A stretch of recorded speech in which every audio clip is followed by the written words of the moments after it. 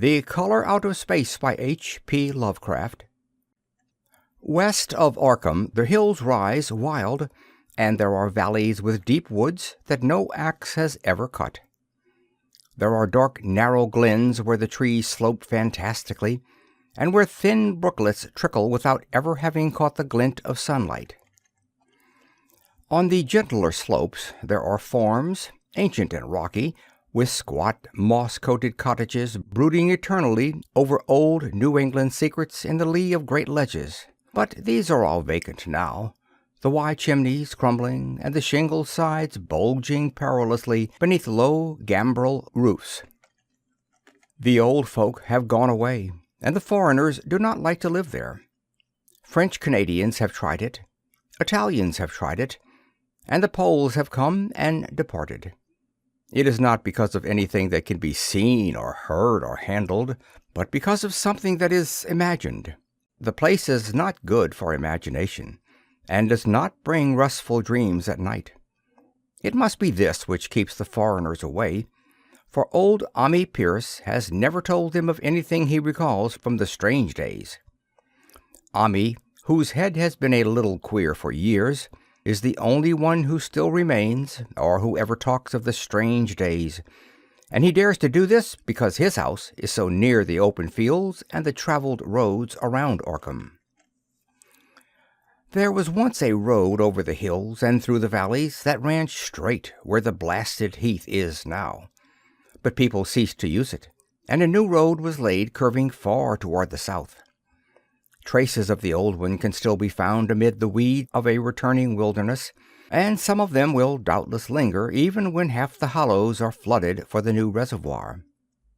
Then the dark woods will be cut down, and the blasted heath will slumber far below blue waters whose surface will mirror the sky and ripple in the sun. And the secrets of the strange days will be one with the deep's secrets, one with the hidden lore of old ocean, and all the mystery of primal earth. When I went into the hills and vales to survey for the new reservoir, they told me the place was evil. They told me this in Arkham, and because that is a very old town full of witch legends, I thought the evil must be something which grandmas had whispered to children through centuries. The name Blasted Heath seemed to me very odd and theatrical, and I wondered how it had come into the folklore of a Puritan people. Then I saw that dark westward tangle of glens and slopes for myself, and ceased to wonder at anything besides its own elder mystery. It was morning when I saw it, but shadow lurked always there. The trees grew too thickly, and their trunks were too big for any healthy New England wood. There was too much silence in the dim alleys between them, and the floor was too soft with the dank moss and mattings of infinite years of decay. In the open spaces, mostly along the line of the old road, there were little hillside farms, sometimes with all the buildings standing, sometimes with only one or two, and sometimes with only a lone chimney or fast-filling cellar. Weeds and briars reigned, and furtive wild things rustled in the undergrowth. Upon everything was a haze of restlessness and oppression, a touch of the unreal and the grotesque, as if some vital element of perspective or chiaroscuro were awry. I did not wonder that the foreigners would not stay, for this is no region to sleep in. It was too much like a landscape of Salvator Rosa, too much like some forbidding woodcut in a tale of terror. But even all this was not so bad as the blasted heath. I knew it the moment I came upon it at the bottom of a spacious valley, for no other name could fit such thing, or any other thing fit such a name. It was as if the poet had coined the phrase from having seen this one particular region. It must, I thought, as I viewed it, be the outcome of a fire, but why had nothing new ever grown over those 5 acres of gray desolation that sprawled open to the sky like a great spot eaten by acid in the woods and fields? It lay largely to the north of the ancient road line, but encroached a little on the other side. I felt an odd reluctance about approaching, and did so at last, only because my business took me through and past it. There was no vegetation of any kind on that broad expanse, but only a fine gray dust or ash which no wind seemed ever to blow about. The trees near it were sickly and stunted, and many dead trunks stood or lay rotting at the rim. As I walked hurriedly by, I saw the tumbled bricks and stones of an old chimney and cellar on my right, and the yawning black maw of an abandoned well whose stagnant vapors played strange tricks with the hues of the sunlight. Even the long, dark woodland climbed beyond seemed welcome in contrast, and I marveled no more at the frightened whispers of Arkham people. There had been no house or ruin near. Even in the old days the place must have been lonely and remote. And at twilight, dreading to repass that ominous spot, I walked circuitously back to the town by the curving road on the south. I vaguely wished some clouds would gather, for an odd timidity about the deep skyey voids above had crept into my soul. In the evening I asked old people in Arkham about the blasted heath, and what was meant by that phrase "strange days," which so many evasively muttered. I could not, however, get any good answers, except that all the mystery was much more recent than I had dreamed. It was not a matter of old legendary at all, but something within the lifetime of those who spoke. It had happened in the 80s, and a family had disappeared or was killed. Speakers would not be exact, and because they all told me to pay no attention to old Ammi Pierce's crazy tales, I sought him out the next morning, having heard that he lived alone in the ancient tottering cottage where the trees first began to get very thick. It was a fearsomely ancient place, and had begun to exude the faint miasmal odor which clings about houses that have stood too long.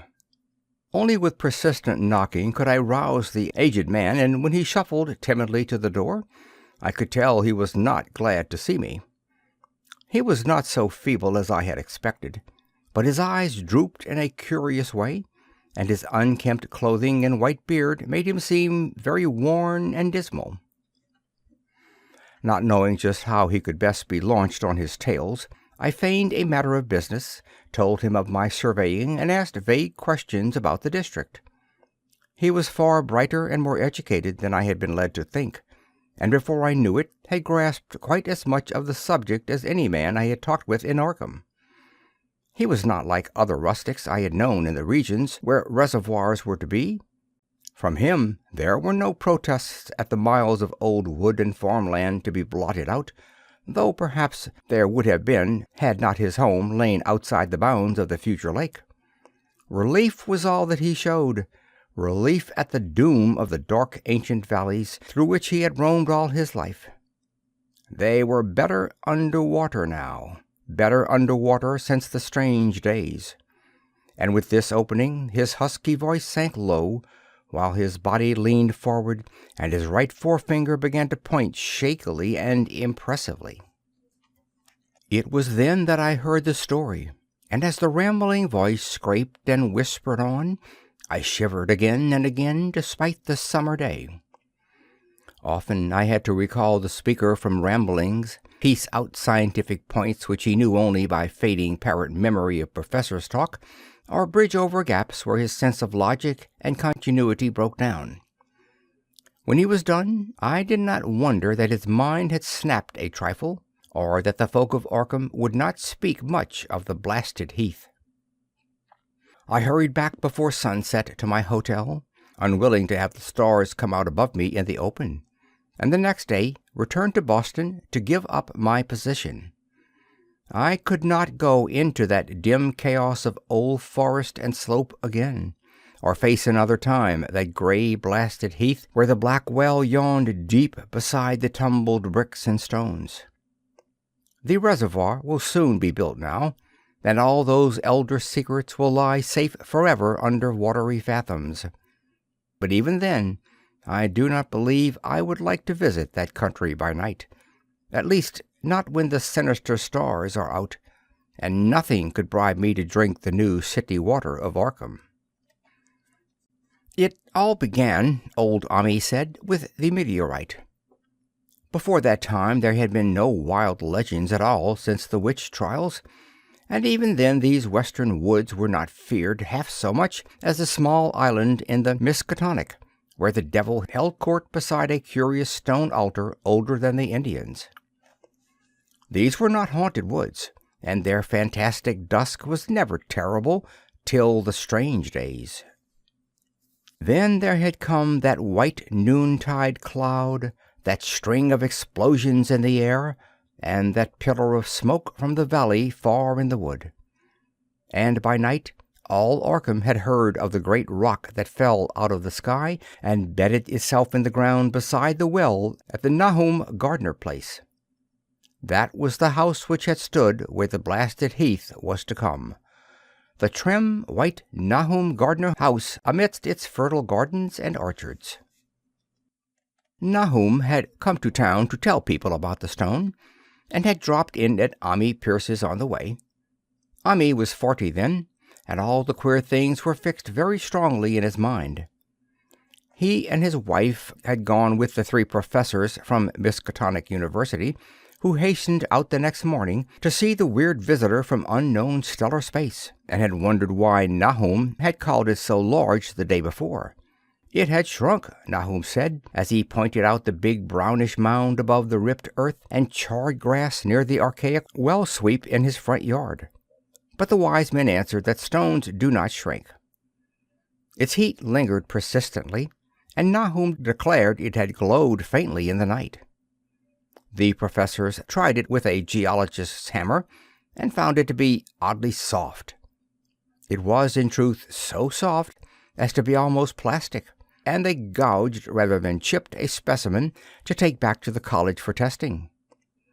They took it in an old pail borrowed from Nahum's kitchen, for even the small piece refused to grow cool. On the trip back they stopped at Ami's to rest, and seemed thoughtful when Mrs. Pierce remarked that the fragment was growing smaller and burning the bottom of the pail. Truly it was not large, but perhaps they had taken less than they thought. The day after that, all this was in June of '82, the professors had trooped out again in great excitement. As they passed Ami's, they told him what queer things the specimen had done, and how it had faded wholly away when they put it in a glass beaker. The beaker was gone, too, and the wise men talked of the strange stone's affinity for silicon. It had acted quite unbelievably in that well-ordered laboratory, doing nothing at all, and showing no occluded gases when heated on charcoal, being wholly negative in the borax bead, and soon proving itself absolutely non-volatile at any producible temperature, including that of the oxyhydrogen blowpipe. On an anvil it appeared highly malleable, and in the dark its luminosity was very marked. Stubbornly refusing to grow cool, it soon had the college in a state of real excitement. And when, upon heating before the spectroscope, it displayed shining bands unlike any known colors of the normal spectrum, there was much breathless talk of new elements, bizarre optical properties, and other things which puzzled men of science are wont to say when faced by the unknown. Hot as it was, they tested it in a crucible with all the proper reagents. Water did nothing. Hydrochloric acid was the same. Nitric acid and even aqua regia merely hissed and spattered against its tarred invulnerability. Ami had difficulty in recalling all these things, but recognized some solvents as I mentioned them in the usual order of use. There were ammonia and caustic soda, alcohol and ether, nauseous carbon disulfide, and a dozen others. But although the weight grew steadily less as time passed, and the fragment seemed to be slightly cooling, there was no change in the solvents to show that they had attacked the substance at all. It was metal, though, beyond a doubt. It was magnetic, for one thing, and after its immersion in the acid solvents there seemed to be faint traces of the Widmerstatten figures found on meteoric iron. When the cooling had grown very considerable, the testing was carried on in glass, and it was in a glass beaker that they left all the chips made of the original fragment during the work. The next morning Both chips and beaker were gone without trace, and only a charred spot marked the place on the wooden shelf where they had been. All this the professors told Ami as they paused at his door, and once more he went with them to see the stony messenger from the stars, though this time his wife did not accompany him. It had now most certainly shrunk, and even the sober professors could not doubt the truth of what they saw. All around the dwindling brown lump near the well was a vacant space, except where the earth had caved in, and whereas it had been a good 7 feet across the day before, it was now scarcely 5. It was still hot, and the sages studied its surface curiously as they detached another and larger piece with hammer and chisel. They gouged deeply this time, and as they pried away the smaller mass, they saw that the core of the thing was not quite homogeneous. They had uncovered what seemed to be the side of a large colored globule embedded in the substance. The color, which resembled some of the bands in the meteor's strange spectrum, was almost impossible to describe, and it was only by analogy that they called it color at all. Its texture was glossy, and upon tapping it appeared to promise both brittleness and hollowness. One of the professors gave it a smart blow with the hammer, and it burst with a nervous little pop. Nothing was emitted, and all trace of the thing vanished with the puncturing. It left a small, hollow, spherical space about 3 inches across, and all thought it probable that others would be discovered as the enclosing substance wasted away.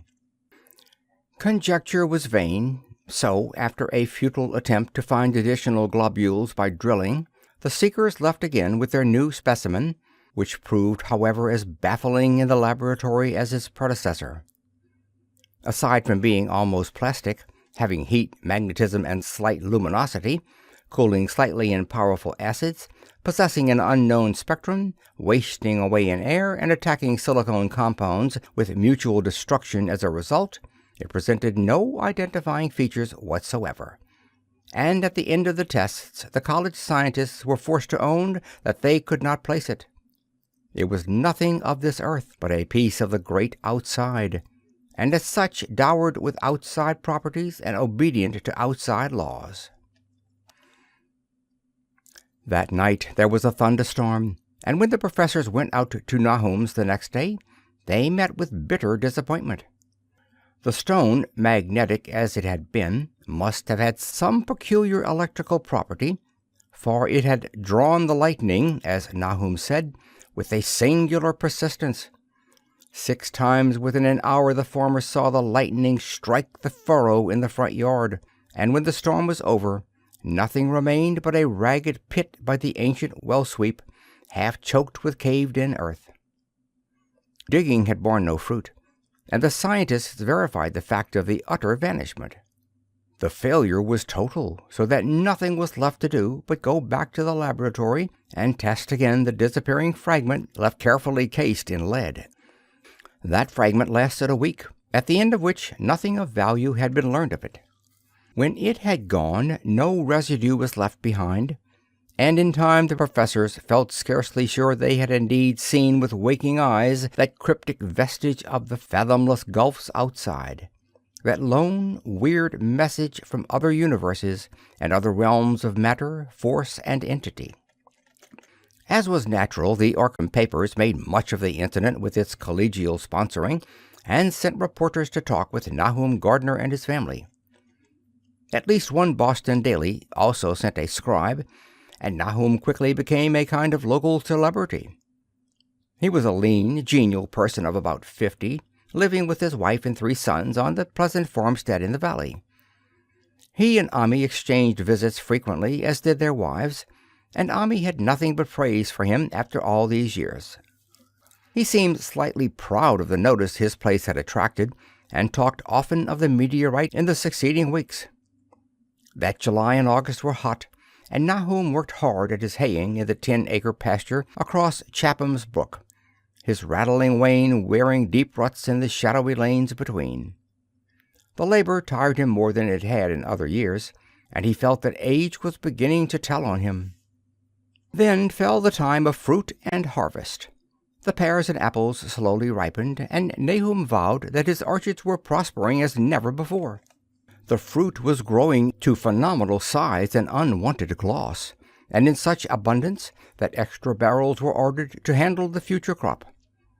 But with the ripening came sore disappointment, for of all that gorgeous array of specious lusciousness, not a single jot was fit to eat. Into the fine flavor of the pears and apples had crept a stealthy bitterness and sickishness, so that even the smallest of bites induced a lasting disgust. It was the same with the melons and tomatoes, and Nahum sadly saw that his entire crop was lost. Quick to connect events, he declared that the meteorite had poisoned the soil, and thanked heaven that most of the other crops were in the upland lot along the road. Winter came early and was very cold. Ami saw Nahum less often than usual, and observed that he had begun to look worried. The rest of his family, too, seemed to have grown taciturn, and were far from steady in their church-going or their attendance at the various social events of the countryside. For this reserve or melancholy no cause could be found, though all the household confessed now and then to poorer health and a feeling of vague disquiet. Nahum himself gave the most definite statement of anyone when he said he was disturbed about certain footprints in the snow. They were the usual winter prints of red squirrels, white rabbits, and foxes, but the brooding farmer professed to see something not quite right about their nature and arrangement. He was never specific, but appeared to think that they were not as characteristic of the anatomy and habits of squirrels and rabbits and foxes as they ought to be. Ami listened without interest to this talk, until one night when he drove past Nahum's house in the sleigh on the way back from Clark's Corners. There had been a moon, and a rabbit had run across the road, and the leaps of the rabbit were longer than either Ami or his horse liked. The latter, indeed, had almost run away when brought up by a firm rein. Thereafter, Ami gave Nahum's tales more respect, and wondered why the gardener's dogs seemed so cowed and quivering every morning. They had, it developed, nearly lost the spirit to bark. In February, the McGregor boys from Meadow Hill were out shooting woodchucks, and not far from the gardener place bagged a very peculiar specimen. The proportions of its body seemed slightly altered in a queer way, impossible to describe, while its face had taken on an expression which no one ever saw in a woodchuck before. The boys were genuinely frightened, and threw the thing away at once, so that only their grotesque tales of it ever reached the people of the countryside. But the shying of horses near Nahum's house had now become an acknowledged thing, and all the basis for a cycle of whispered legend was fast taking form. People vowed that the snow melted faster around Nahum's than it did anywhere else, and early in March there was an awed discussion in Potter's General Store at Clark's Corners. Stephen Rice had driven past Gardner's in the morning, and had noticed the skunk cabbages coming up through the mud by the woods across the road. Never were things of such size seen before, and they held strange colors that could not be put into any words. Their shapes were monstrous, and the horse had snorted at an odor which struck Stephen as wholly unprecedented. That afternoon several persons drove past to see the abnormal growth, and all agreed that plants of that kind ought never to sprout in a healthy world.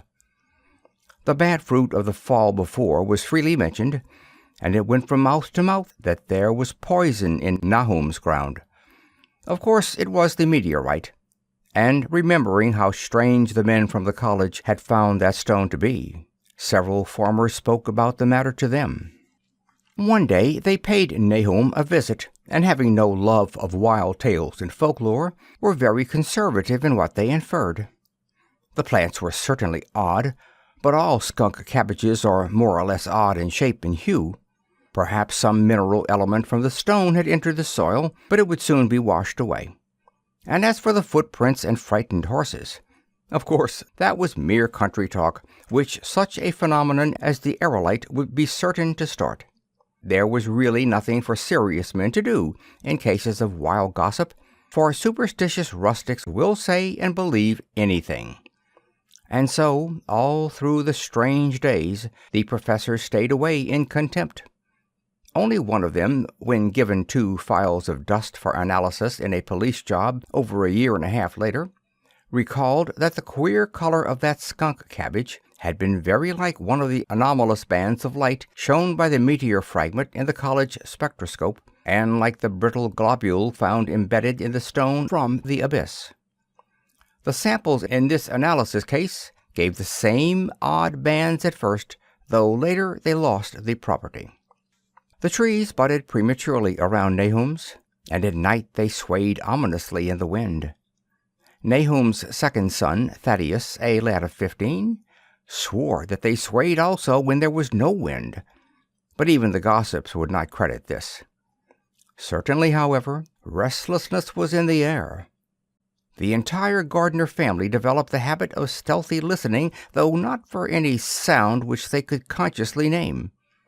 The listening was, indeed, rather a product of moments when consciousness seemed half to slip away. Unfortunately, such moments increased week by week, till it became common speech that something was wrong with all Nahum folks.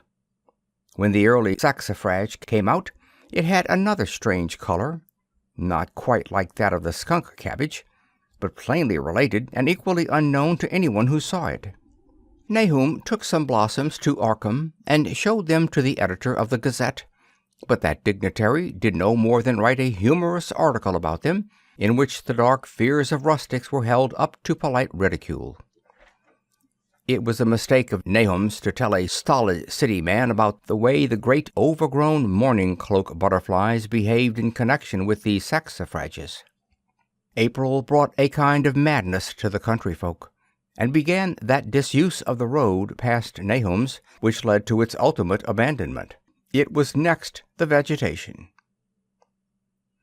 All the orchard trees blossomed forth in strange colors, and through the stony soil of the yard and adjacent pasturage there sprang up a bizarre growth which only a botanist could connect with the proper flora of the region. No sane, wholesome colors were anywhere to be seen except in the green grass and leafage, but everywhere were those hectic and prismatic variants of some diseased underlying primary tone without a place among the known tints of earth. The Dutchman's breeches became a thing of sinister menace, and the bloodroots grew insolent in their chromatic perversion. Ami and the gardeners thought that most of the colors had a sort of haunting familiarity, and decided that they reminded one of the brittle globule in the meteor. Nahum plowed and sowed the 10-acre pasture and the upland lot, but did nothing with the land around the house. He knew it would be of no use, and hoped that the summer's strange growths would draw all the poison from the soil. He was prepared for almost anything now, and had grown used to the sense of something near him waiting to be heard. The shunning of his house by neighbors told on him, of course, but it told on his wife more. The boys were better off, being at school each day, but they could not help being frightened by the gossip. Thaddeus, an especially sensitive youth, suffered the most. In May the insects came, and Nahum's place became a nightmare of buzzing and crawling. Most of the creatures seemed not quite usual in their aspects and motions, and their nocturnal habits contradicted all former experience. The gardeners took to watching at night, watching in all directions at random for something they could not tell what. It was then that they all owned that Thaddeus had been right about the trees. Mrs. Gardner was the next to see it from the window as she watched the swollen boughs of a maple against a moonlit sky. The boughs surely moved, and there was no wind. It must be the sap. Strangeness had come into everything growing now. Yet it was none of Nahum's family at all who made the next discovery. Familiarity had dulled them, and what they could not see was glimpsed by a timid windmill salesman from Bolton who drove by one night in ignorance of the country legends. What he told in Arkham was given a short paragraph in the Gazette, and it was there that all the farmers, Nahum included, saw it first. The night had been dark, and the buggy lamps faint. But around a farm in the valley, which everyone knew from the account must be Nahum's, the darkness had been less thick.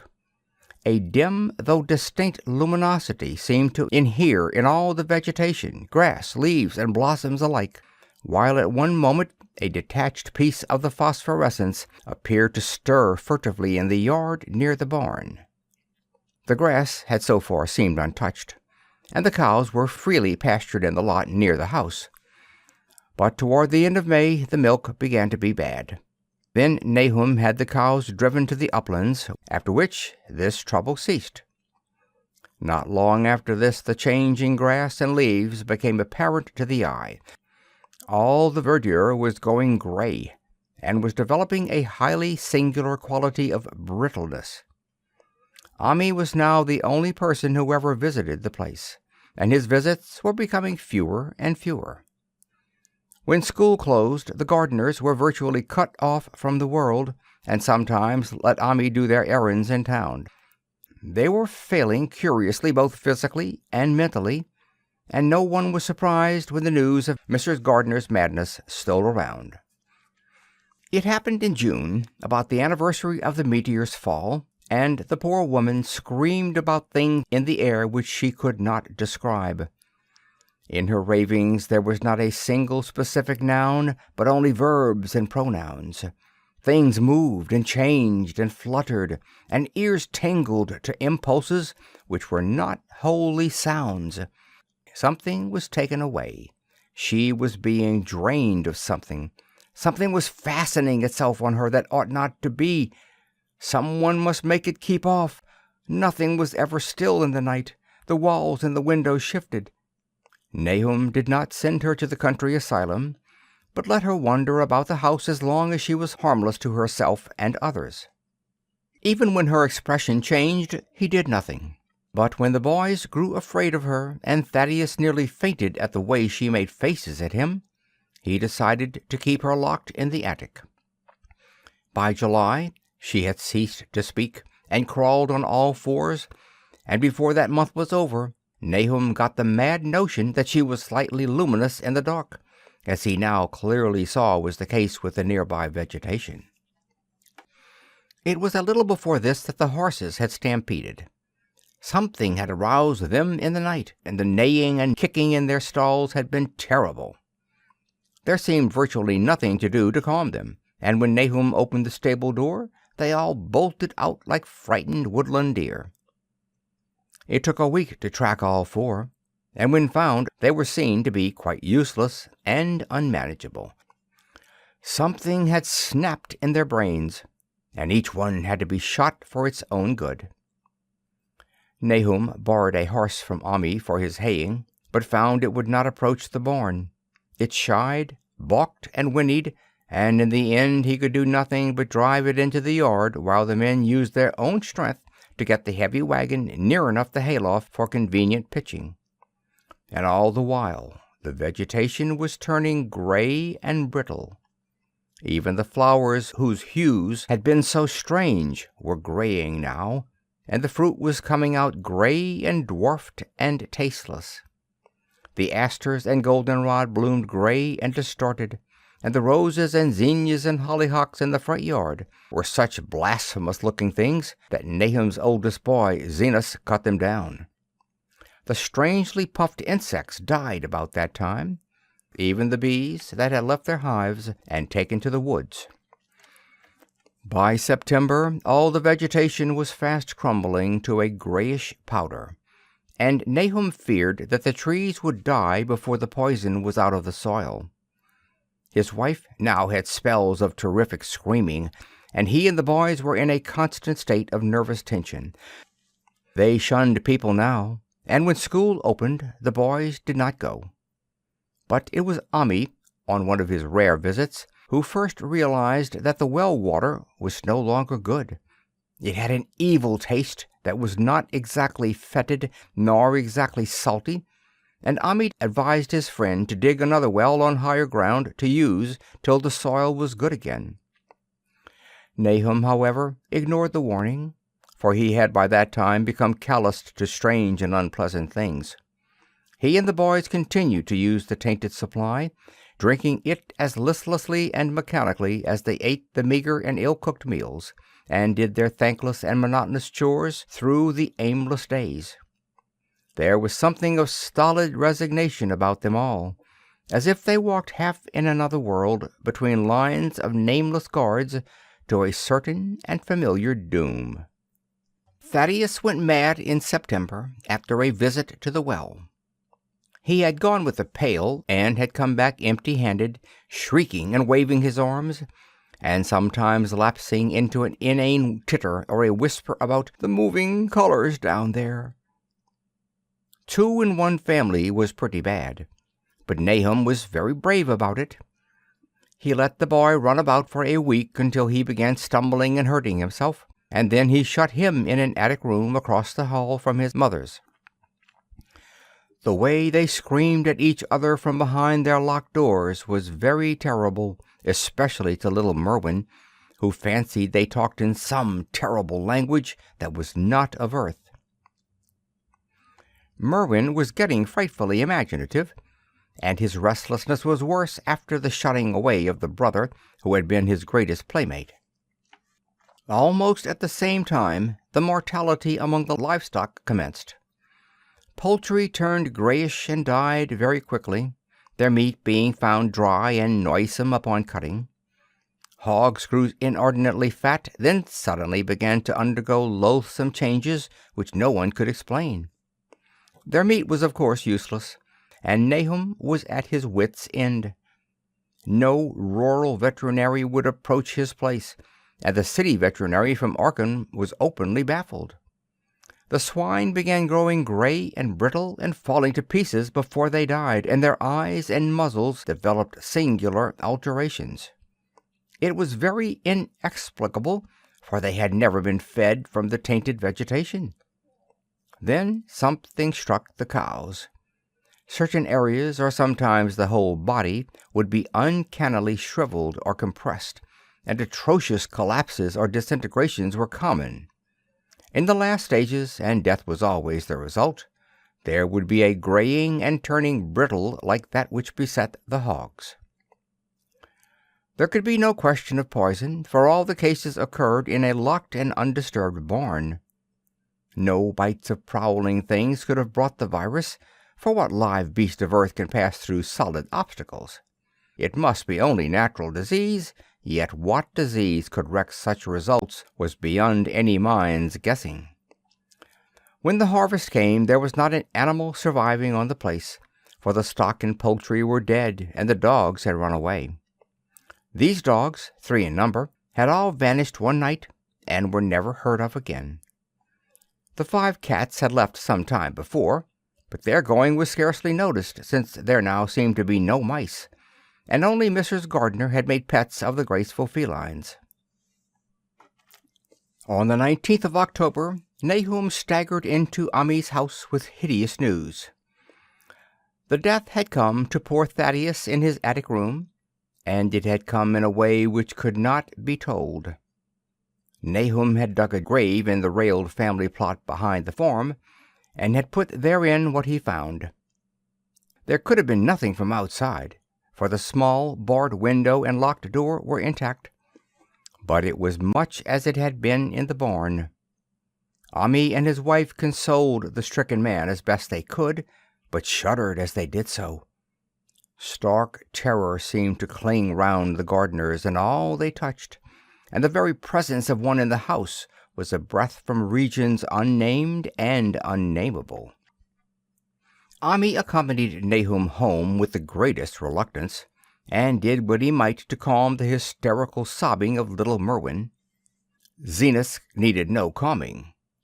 He had come of late to do nothing but stare into space and obey what his father told him, and Ammi thought that his fate was very merciful. Now and then Merwin's screams were answered faintly from the attic, and in response to an inquiring look, Nahum said that his wife was getting very feeble. When night approached, Ammi managed to get away, for not even friendship could make him stay in that spot when the faint glow of the vegetation began, and the trees may or may not have swayed without wind. It was really lucky for Ami that he was not more imaginative. Even as things were, his mind was bent ever so slightly. But had he been able to connect and reflect upon all the portents around him, he must inevitably have turned a total maniac. In the twilight he hastened home, the screams of the mad woman and the nervous child ringing horrible in his ears. 3 days later, Nahum burst into Ami's kitchen in the early morning, and in the absence of his host, stammered out a desperate tale once more, while Mrs. Pierce listened in a clutching fright. It was little Merwin this time. He was gone. He had gone out late at night with a lantern and pail for water, and had never come back. He'd been going to pieces for days, and hardly knew what he was about. Screamed at everything. There had been a frantic shriek from the yard then, but before the father could get to the door, the boy was gone. There was no glow from the lantern he had taken, and of the child himself no trace. At the time, Nahum thought the lantern and pail were gone too, but when dawn came, and the man had plodded back from his all-night search of the woods and fields, he had found some very curious things near the well. There was a crushed and apparently somewhat melted mass of iron, which had certainly been the lantern, while a bent pail and twisted iron hoops beside it, both half fused, seemed to hint at the remnants of the pail. That was all. Nahum was past imagining. Mrs. Pierce was blank, and Ami, when he had reached home and heard the tale, could give no guess. Merwin was gone, and there would be no use in telling the people around, who shunned all gardeners now. No use either in telling the city people at Arkham, who laughed at everything. Thad was gone, and now Merwin was gone. Something was creeping and waiting to be seen and heard. Nahum would go soon, and he wanted Ami to look after his wife and Zenas if they survived him. It must all be a judgment of some sort, though he could not fancy what for, since he had always walked uprightly in the Lord's ways so far as he knew. For over 2 weeks Ami saw nothing of Nahum, and then, worried about what might have happened, he overcame his fears and paid the Gardner place a visit. There was no smoke from the great chimney, and for a moment the visitor was apprehensive of the worst. The aspect of the whole farm was shocking. Grayish, withered grass and leaves on the ground, vines falling in brittle wreckage from archaic walls and gables, and great bare trees clawing up at the gray November sky with studied malevolence which Omni could not but feel had come from some subtle change in the tilt of the branches. But Nahum was alive after all. He was weak and lying in a couch in the low-ceiled kitchen, but perfectly conscious and able to give simple orders to Zenas. The room was deadly cold, and as Ami visibly shivered, the host shouted huskily to Zenas for more wood. Wood, indeed, was sorely needed, since the cavernous fireplace was unlit and empty, with a cloud of soot blowing about in the chill wind that came down the chimney. Presently Nahum asked him if the extra wood had made him any more comfortable, and then Ami saw what had happened. The stoutest cord had broken at last, and the hapless farmer's mind was proof against more sorrow. Questioning tactfully, Ami could get no clear data at all about the missing Zenas. "In the well. He lives in the well," was all that the clouded father would say. Then there flashed across the visitor's mind a sudden thought of the mad wife, and he changed his line of inquiry. "Nabby, why, here she is," was the surprised response of poor Nahum, and Ami soon saw that he must search for himself. Leaving the harmless babbler on the couch, he took the keys from their nail beside the door and climbed the creaking stairs to the attic. It was very close and noisome up there, and no sound could be heard from any direction. Of the 4 doors in sight, only one was locked, and on this he tried various keys on the ring he had taken. The 3rd key proved the right one, and after some fumbling, Ami threw open the low white door. It was quite dark inside, for the window was small and half obscured by the crude wooden bars, and Ami could see nothing at all on the wide planked floor. The stench was beyond enduring, and before proceeding further, he had to retreat to another room and return with his lungs filled with breathable air. When he did enter, he saw something dark in the corner, and upon seeing it more clearly, he screamed outright. While he screamed, he thought a momentary cloud eclipsed the window, and a second later he felt himself brushed as if by some hateful current of vapor. Strange colors danced before his eyes, and had not a present horror numbed him, he would have thought of the globule in the meteor that the geologist's hammer had shattered, and of the morbid vegetation that had sprouted in the spring.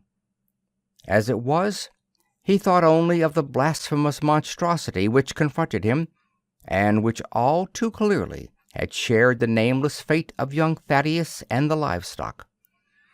But the terrible thing about the horror was that it very slowly and perceptibly moved as it continued to crumble. Ami would give me no added particulars of this scene, but the shape in the corners does not reappear in his tale as a moving object. There are things which cannot be mentioned, and what is done in common humanity is sometimes cruelly judged by the law. I gathered that no moving thing was left in that attic room, and that to leave anything capable of motion there would have been a deed so monstrous as to damn any accountable being to eternal torment. Anyone but a stolid farmer would have fainted or gone mad. But Ami walked conscious through that low doorway and locked the accursed secret behind him. There would be Nahum to deal with now. He must be fed and tended and removed to some place where he could be cared for. Commencing his descent of the dark stairs, Ami heard a thud below him. He even thought a scream had been suddenly choked off, and recalled nervously the clammy vapor which had brushed by him in that frightful room above. What presence had his cry and entry started up? Halted by some vague fear, he heard still further sounds below. Indubitably there was a sort of heavy dragging, and the most detestably sticky noise, as of some fiendish and unclean species of suction. With an associative sense goaded to feverish heights, he thought unaccountably of what he had seen upstairs. Good God! What eldritch dream world was this into which he had blundered? He dared move neither backward nor forward, but stood there trembling at the black curve of the boxed-in staircase. Every trifle of the scene burned itself into his brain. The sounds, the sense of dread expectancy, the darkness, the steepness of the narrow stairs, and, merciful heaven, the faint but unmistakable luminosity of all the woodwork in sight, steps, sides, exposed laths and beams alike. Then there burst forth a frantic whinny from Ami's horse outside, followed at once by a clatter which told of a frenzied runaway. In another moment horse and buggy had gone beyond earshot, leaving the frightened man on the dark stairs to guess what had sent them. But that was not all. There had been another sound out there, a sort of liquid splash. Water. It must have been the well. He had left Hero untied near it, and the buggy wheel must have brushed by the coping and knocked in a stone. And the still pale phosphorescence glowed in that detestably ancient woodwork. God, how old the house was! Most of it built before 1700.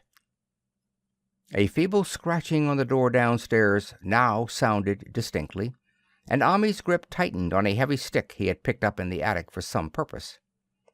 Slowly nerving himself, he finished his descent and walked boldly toward the kitchen. But he did not complete the walk, because what he sought was no longer there. It had come to meet him, and it was still alive after a fashion. Whether it had crawled or whether it had been dragged by any external forces, Ami could not say. But the death had been at it. Everything had happened in the last half hour, but collapse, graying, and the disintegration were already far advanced. There was a horrible brittleness, and dry fragments were scaling off. Ami could not touch it, but looked horrifiedly into the distorted parody that had been a face. "What was it, Nahum? What was it?" he whispered, and the cleft, bulging lips were just able to crackle out a final answer. "Nothing, nothing. The color, it burns. Cold and wet, but it burns. It lived in the well. I seen it. A kind of smoke, just like the flowers. Last spring, the well shone at night. Thad and Merwin and Zenas, everything alive, sucking the life out of everything. In that stone, it must have come in that stone, poison the whole place. Don't know what it wants. That round thing them men from the college dug out in the stone, they smashed it. It was that same color, just the same, like the flowers and plants. Must have been more of 'em. Seeds. They growed. I seen it the first time this week. I must have got strong on Zenas. He was a big boy, full of life. It beats down your mind and then gets you, burns you up in the well water. You was right about that. Evil water. Zenas never come back from the well. Can't get away. Draws you. You know something's coming, but 'tain't no use. I seen it time and again. Zenas was took. Where's Nabby, Ami? My head's no good. Don't know how long since I fed her. It'll get her if we ain't careful. Just a color. Her face is getting to have that color sometimes, toward night, and it burns and sucks. It come from some place where things ain't as they is here. One of them professors said so. He was right. Look out, Ami. It'll do something more. Sucks the life out." But that was all. That which spoke could speak no more because it had completely caved in. Ami laid a red checked tablecloth over what was left and reeled out the back door into the fields. He climbed the slope to the 10-acre pasture and stumbled home by the north road and the woods. He could not pass that well from which his horses had run away. He had looked at it through the window and had seen that no stone was missing from the rim. Then the lurching buggy had not dislodged anything after all. The splash had been something else, something which went into the well after it had done with poor Nahum. When Omni reached his house, the horses and buggy had arrived before him and thrown his wife into fits of anxiety. Reassuring her without explanations, he set out at once for Arkham and notified the authorities that the Gardner family was no more. He indulged in no details, but merely told of the deaths of Nahum and Nabby, that of Thaddeus being already known, and mentioned that the cause seemed to be the same strange ailment which had killed the livestock. He also stated that Merwin and Zenas had disappeared. There was considerable questioning at the police station, and in the end Ami was compelled to take 3 officers to the Gardner farm, together with the coroner, the medical examiner, and the veterinary who had treated the deceased animals. He went much against his will, for the afternoon was advancing, and he feared the fall of night over that accursed place, but it was some comfort to have so many people with him. The 6 men drove out in a Democrat wagon, following Ami's buggy, and arrived at the pest-ridden farmhouse about 4 o'clock. Used as the officers were to gruesome experiences, not one remained unmoved at what was found in the attic and under the red-checked tablecloth on the floor below. The whole aspect of the farm, with its gray desolation, was terrible enough, But those two crumbling objects were beyond all bounds. No one could long look at them, and even the medical examiner admitted that there was very little to examine. Specimens could be analyzed, of course, so he busied himself in obtaining them, and here it develops that a very puzzling aftermath occurred at the college laboratory, where the 2 vials of dust were finally taken. Under the spectroscope, both samples gave off an unknown spectrum, in which many of the baffling bands were precisely like those which the strange meteor had yielded in the previous year. The property of emitting this spectrum vanished in a month, and the dust thereafter consisted mainly of alkaline phosphates and carbonates. Ami would not have told the men about the well if he had thought they meant to do anything then and there. It was getting towards sunset, and he was anxious to be away. But he could not help glancing nervously at the stony curb by the great sweep, and when a detective questioned him, he admitted that Nahum had feared something down there, so much so that he had never even thought of searching it for Merwin or Zenas. After that, nothing would do but that they empty and explore the well immediately. So Ami had to wait trembling while pail after pail of rank water was hauled up and splashed on the soaking ground outside. The men sniffed in disgust at the fluid, and toward the last held their noses against a fetor they were uncovering.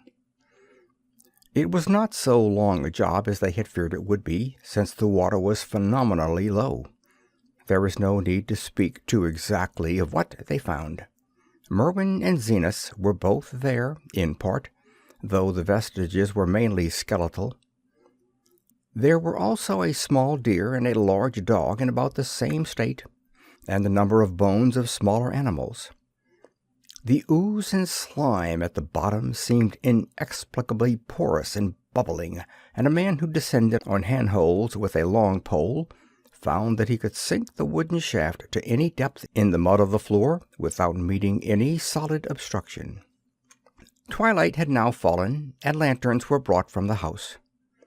Then, when it was seen that nothing further could be gained from the well, everyone went indoors and conferred in the ancient sitting-room, where the intermittent light of a spectral half-moon played wanly on the gray desolation outside. The men were frankly nonplussed by the entire case, and could find no convincing common element to link the strange vegetable conditions, the unknown disease of livestock and humans, and the unaccountable death of Merwin and Zenas in the tainted well. They had heard the common country talk, it is true, but could not believe that anything contrary to natural law had occurred. No doubt the meteor had poisoned the soil, but the illness of person and animals who had eaten nothing grown in that soil was another matter. Was it the well water? Very possibly. It might be a good idea to analyze it, but what peculiar madness could have made both boys jump into the well? Their deeds were so similar, and the fragments showed that they had both suffered from the gray, brittle death. Why was everything so gray and brittle? It was the coroner, seated near a window overlooking the yard, who first noticed the glow about the well. Night had fully set in, and all the abhorrent grounds seemed faintly luminous with more than the fitful moonbeams. But this new glow was something definite and distinct, and appeared to shoot up from the black pit like a softened ray from a searchlight, giving dull reflections in the little ground pools where the water had been emptied. It was a very queer color, and as all the men clustered around the window, Ami gave a violent start. For this strange beam of ghastly miasma was to him of no unfamiliar hue. He had seen that color before, and feared to think what it might mean. He had seen it in the nasty brittle globule in that aerolite 2 summers ago, and had seen it in the crazy vegetation of the springtime, and had thought he had seen it for an instant that very morning against the small barred window of that terrible attic room where nameless things had happened. It had flashed there a second, and a clammy and hateful current of vapor had brushed past him. And then poor Nahum had been taken by something of that color. He had said so at the last, said it was like the globule and the plants. After that had come the runaway in the yard and the splash in the well, and now that well was belching forth to the night a pale, insidious beam of the same demoniac tint. It does credit to the alertness of Ammi's mind that he puzzled even at that tense moment over a point which was essentially scientific. He could not but wonder at his gleaning of the same impression from a vapor glimpsed in the daytime against a window opening in the morning sky, and from a nocturnal exhalation seen as a phosphorescent mist against the black and blasted landscape. It wasn't right. It was against nature. And he thought of those terrible last words of his stricken friend. It came from some place where things ain't as they is here. One of them professors said so. All 3 horses outside, tied to a pair of shriveled saplings by the road, were now neighing and pawing frantically. The wagon driver started for the door to do something, but Ammi laid a shaky hand on his shoulder. "Don't go out there," he whispered. "There's more to this nor what we know. Nahum said something lived in the well that sucks your life out. He said it must be something that growed from a round ball like one we all seen in the meteor stone that fell a year ago June. Sucks and burns, he said, and it's just a cloud of color like that light out thar now, that ye can hardly see and can't tell what it is. Nahum thought it feeds on everything living and gets stronger all the time. He said he seen it this last week. It must be something from far off in the sky, like the men from the college last year says the meteor stone was. The way it's made and the way it works ain't like no way of God's world. It's come at from beyond." So the men paused indecisively as the light from the well grew stronger, and the hitched horses pawed and whinnied in increasing frenzy. It was truly an awful moment, with terror in that ancient and accursed house itself. 4 monstrous sets of fragments, 2 from the house and 2 from the well, in the woodshed behind, and that shaft of unknown and unholy iridescence from the slimy depths in front. Ammi had restrained the driver on impulse, forgetting how uninjured he himself was after the clammy brushing of that colored vapor in the attic room. But perhaps it is just as well that he acted as he did.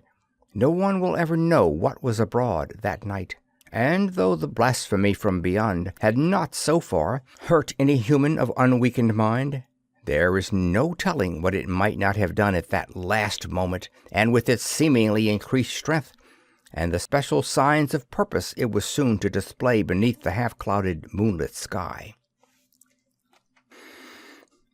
All at once, one of the detectives at the window gave a short, sharp gasp. The others looked at him, and then quickly followed his own gaze upward to the point at which its idle straying had been suddenly arrested. There was no need for words. What had been disputed in country gossip was disputable no longer, and it is because of the thing which every man of that party agreed in whispering later on, that strange days are never talked about in Arkham. It is necessary to premise that there was no wind at that hour of the evening. One did arise not long afterward, but there was absolutely none then. Even the dry tips of the lingering hedge mustard, gray and blighted, and the fringe on the roof of the standing Democrat wagon were unstirred.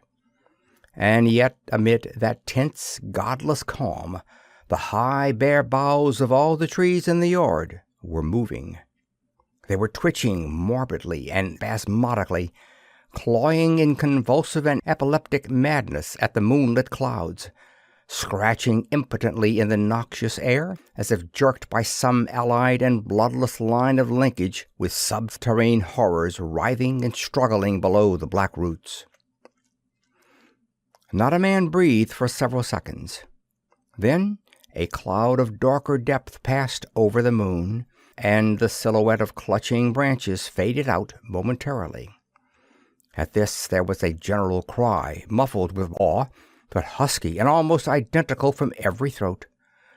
For the terror had not faded with the silhouette, and in a fearsome instant of deeper darkness, the watchers saw, wriggling at the treetop height, 1,000 tiny points of faint, unhallowed radiance, tipping each bough like the fire of St. Elmo's or the flames that come down on the apostles' heads at Pentecost.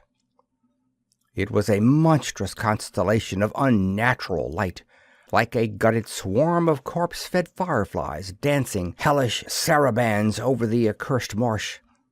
And its color was that same nameless intrusion which Ami had come to recognize and dread.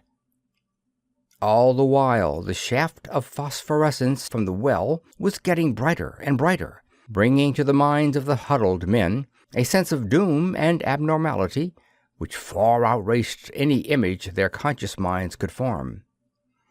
It was no longer shining out, it was pouring out, and as the shapeless stream of unplaceable color left the well, it seemed to flow directly into the sky. The veterinary shivered and walked to the front door to drop the heavy extra bar across it. Ami shook no less, and had to tug and point for lack of a controllable voice when he wished to draw notice to the growing luminosity of the trees.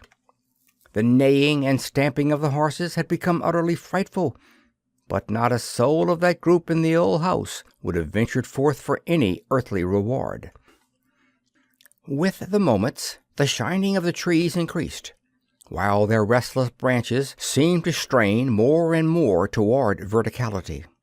The wood of the well-sweep was shining now, and presently a policeman dumbly pointed to some wooden sheds and beehives near the stone wall on the west.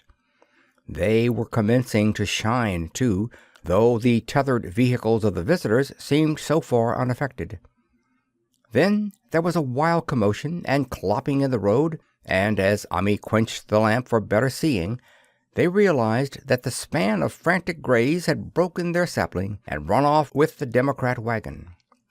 The shock served to loosen several tongues, and embarrassed whispers were exchanged.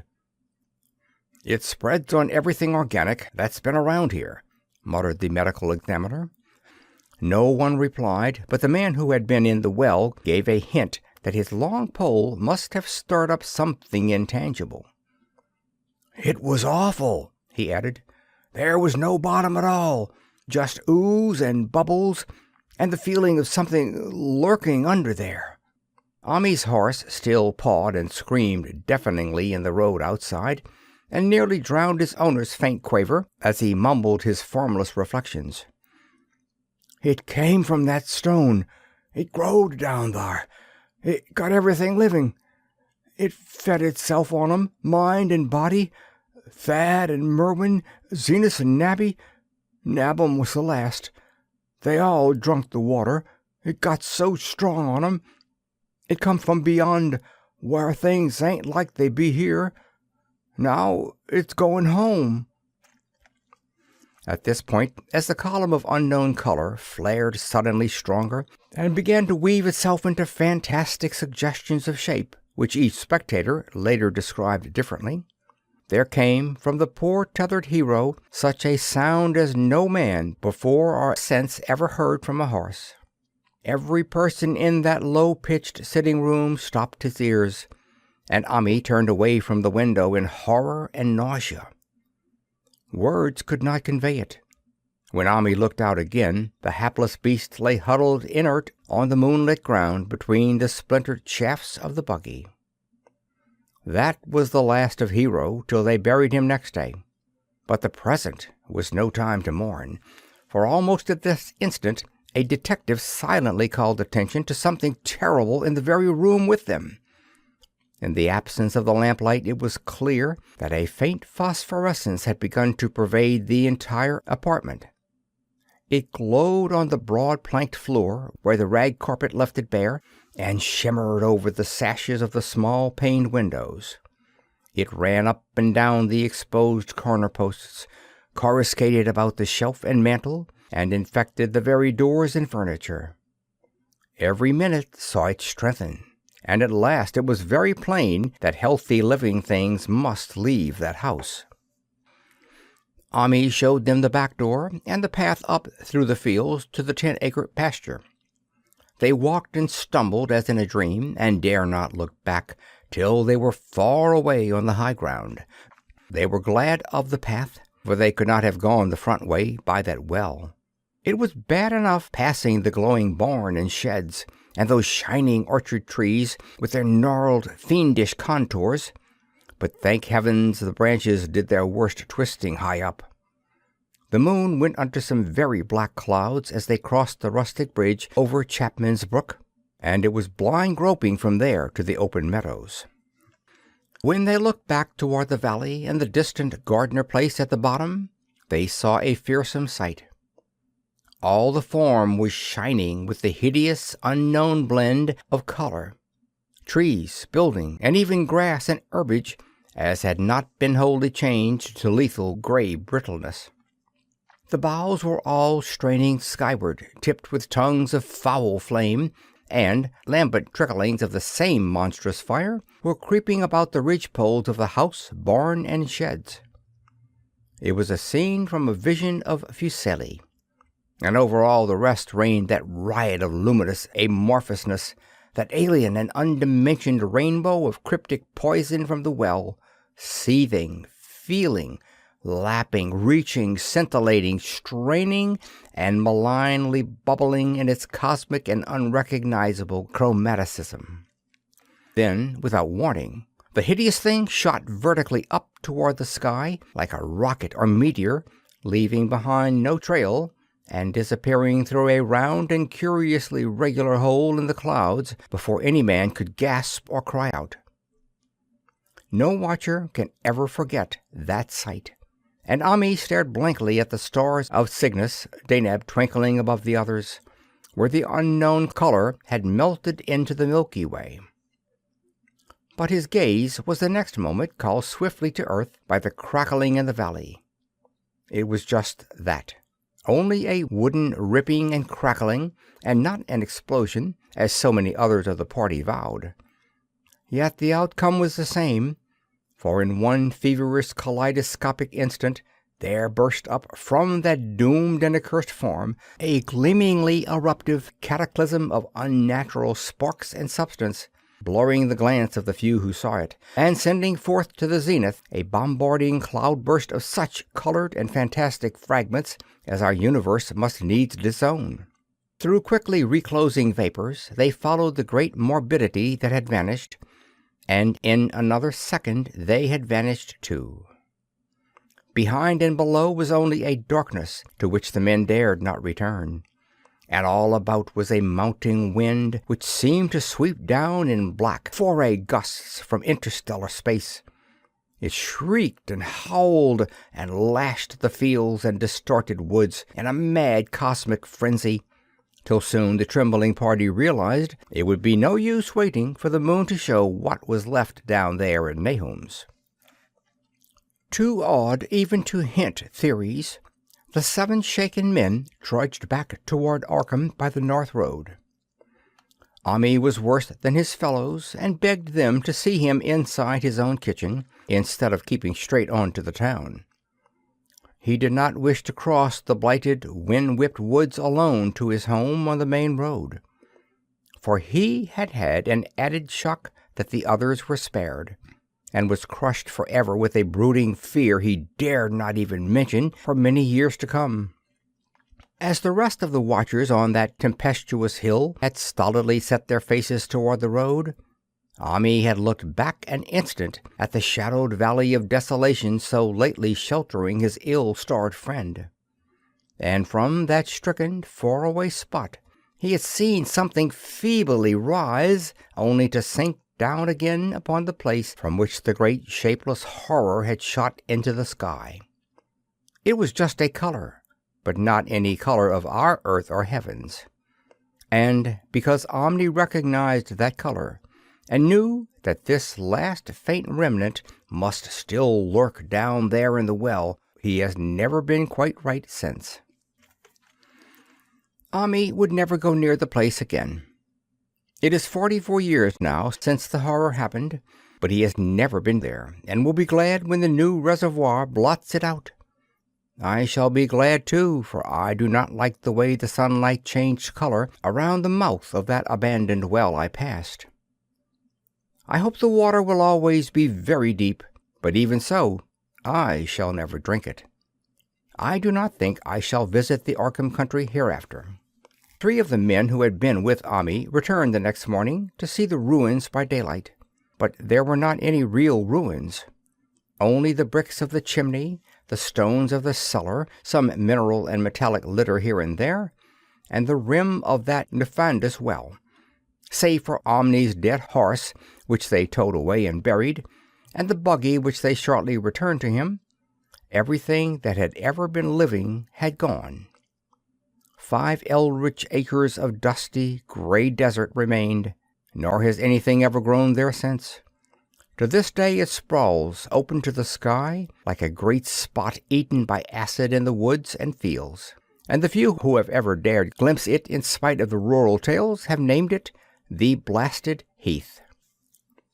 The rural tales are queer. They might be even queerer if city men and college chemists could be interested enough to analyze the water from that disused well, or the gray dust that no wind seems ever to disperse. Botanists, too, ought to study the stunted flora on the borders of that spot, for they might shed light on the country notion that the blight is spreading, little by little, perhaps an inch a year. People say the color of the neighboring herbage is not quite right in the spring, and that wild things leave queer prints in the light winter snow. Snow never seems quite so heavy on the Blasted Heath as it is elsewhere. Horses, the few that are left in this motor age, grow skittish in the silent valley, and hunters cannot depend on their dogs too near the splotch of grayish dust. They say the mental influences are very bad, too. Numbers went queer in the years after Naham's taking, and always they lacked the power to get away. Then the stronger-minded folks all left the region, and only the foreigners tried to live in the crumbling old homesteads. They could not stay, though, and one sometimes wonders what insight beyond ours their wild, weird stories of whispered magic have given them. Their dreams at night, they protest, are very horrible in that grotesque country, and surely the very look of the dark realm is enough to stir a morbid fancy. No traveler has ever escaped a sense of strangeness in those deep ravines, and artists shiver as they paint thick woods, whose mystery is as much of the spirits as of the eye. I myself am curious about the sensation I derived from my one lone walk before Ami told me his tale. When twilight came, I had vaguely wished some clouds would gather, for odd timidity about the deep skyey voids above had crept into my soul. Do not ask me for my opinion. I do not know, that is all. There was no one but Ami to question, for Arkham people will not talk about the strange days, and all 3 professors who saw the aerolite and its colored globule are dead. There were other globules, depend upon that. One must have fed itself and escaped, and probably there was another which was too late. No doubt it is still down the well. I know there was something wrong with the sunlight I saw above that miasmal brink. The rustics say the blight creeps an inch a year, so perhaps there is a kind of growth or nourishment even now. But whatever demon hatchling is there, it must be tethered to something, or else it would quickly spread. Is it fastened to the roots of those trees that claw the air? One of the current Arkham tales is about fat oaks that shine and move as they ought not to at night. What it is, only God knows. In terms of matter, I suppose, the thing Ami described would be called a gas, but this gas obeyed laws that were not of our cosmos. This was no fruit of such worlds and suns as shine on the telescopes and photographic plates of our observatories. There was no breath from the skies whose motions and dimensions our astronomers measure or deem too vast to measure. It was just a color out of space, a frightful messenger from unformed realms of infinity beyond all nature as we know it, from realms whose mere existence stuns the brain and numbs us with the black extracosmic gulfs it throws open before our frenzied eyes. I doubt very much if Ami consciously lied to me, and I do not think his tale was all a freak of madness, as the townfolk had forewarned. Something terrible came to the hills and valleys on that meteor, and something terrible, though I know not in what proportion, still remains. I shall be glad to see the water come. Meanwhile, I hope nothing will happen to Ami. He saw so much of the thing, and its influences were so insidious. Why has he never been able to move away? How clearly he recalled those dying words of Nahum's. "Can't get away. Draws ya. You know some's that comin', but 'tain't no use." Ami is such a good old man. When the Reservoir gang get to work, I must write the chief engineer to keep a sharp watch on him. I would hate to think of him as the gray, twisted, brittle monstrosity which persists more and more in troubling my sleep.